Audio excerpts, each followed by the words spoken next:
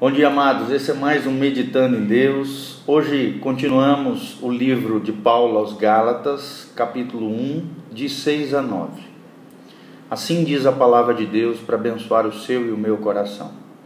Paulo nos diz: não posso acreditar no que ouvi. Como podem ser tão inconstantes? Como resolvem abraçar outra mensagem? Vocês estão traindo aquele que os chamou para a graça de Cristo. E vocês sabem que não se trata de detalhes irrelevantes. É outra mensagem, completamente diferente. É mentira deslavada sobre Deus. Os responsáveis por essa agitação estão virando a mensagem de Cristo de pernas para o ar.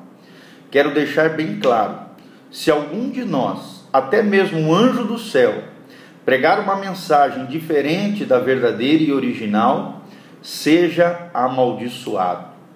Vou repetir: se alguém, não importa a reputação ou as credenciais que possua, pregar uma mensagem diferente da que vocês receberam no início, seja amaldiçoado.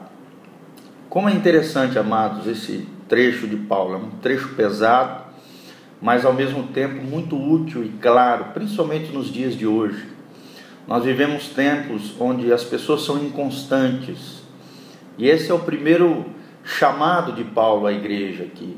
Ele puxa a orelha da igreja por causa da inconstância deles.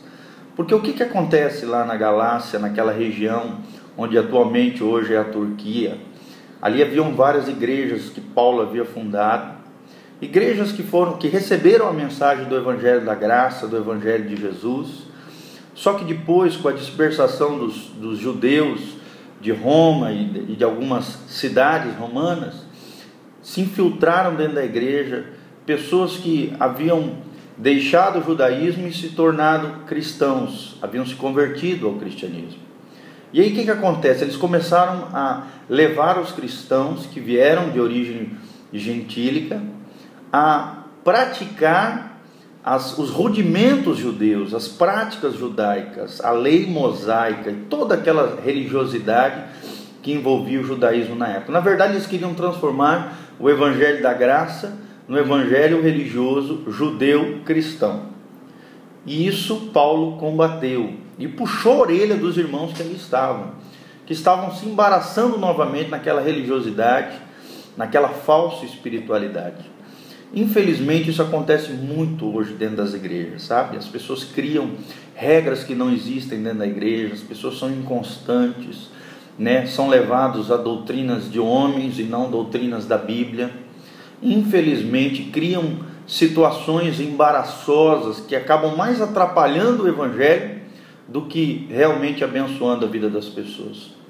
E Paulo chama a atenção dessas coisas. Paulo chama a atenção dos irmãos que eram inconstantes, que se deixavam levar por qualquer vento de doutrina, por qualquer baboseira religiosa da época, como também sobre aqueles que ministravam esse falso evangelho. Hoje nós vivemos tempos assim, onde as pessoas pregam um evangelho falso, um evangelho egocêntrico, um evangelho materialista, um evangelho pragmático, né? Um evangelho que não é o evangelho da graça de Cristo. Não é um evangelho verdadeiro, puro, genuíno, simples e verdadeiro. O evangelho que Jesus pregou, o evangelho que Paulo pregou, o evangelho da graça de Deus. Infelizmente, queridos, hoje existe esse falso evangelho e nós devemos nos levantar contra esses falsos ensinos, esse mecanicismo louco, principalmente que veio dos Estados Unidos, dessas nações, esse evangelho louco da prosperidade, uma prosperidade louca, o evangelho que só pensa nas coisas dessa terra e não nas coisas do porvir. Infelizmente existem muitos falsos evangelistas, falsos pastores, falsos mestres da palavra, pessoas que pregam um evangelho que não é o evangelho de Cristo. Você precisa ter esse discernimento.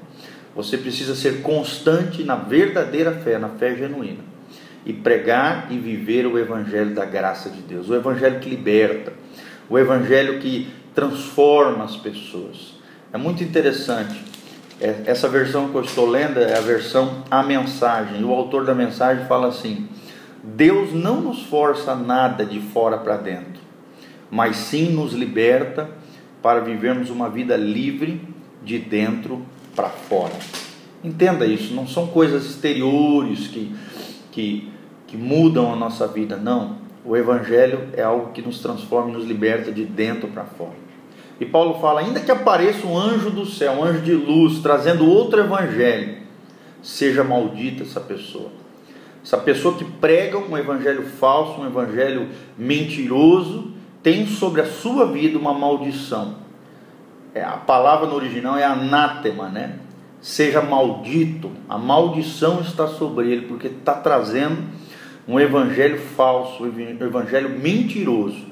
O evangelho que não é o evangelho de Jesus. Não importa as credenciais dessa pessoa, não importa o histórico dessa pessoa, importa o evangelho que está sendo pregado. Se é o evangelho bíblico, se é a fé bíblica, se é a fé verdadeira, se é a fé contida nos 4 evangelhos e nas cartas paulinas e ali nas epístolas que nós encontramos nas escrituras. Lembre-se disso, não é o que está fora que importa para Deus.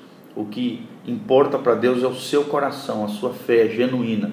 A verdadeira espiritualidade, claro, se reflete fora, externamente, é óbvio, através de atitudes, comportamentos, pensamentos e ações. Mas a verdadeira fé, ela é interna. A verdadeira liberdade, a verdadeira espiritualidade, ela começa de dentro para fora.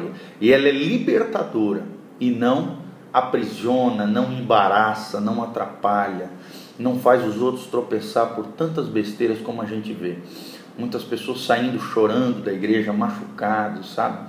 Feridas, porque muitas vezes, em vez de encontrar na igreja a comunidade do amor, acaba encontrando a comunidade do farisaísmo, da hipocrisia, a comunidade do legalismo, da crítica, do julgar um ao outro. Nós precisamos mudar essa história. O evangelho da graça é totalmente diferente de tudo isso.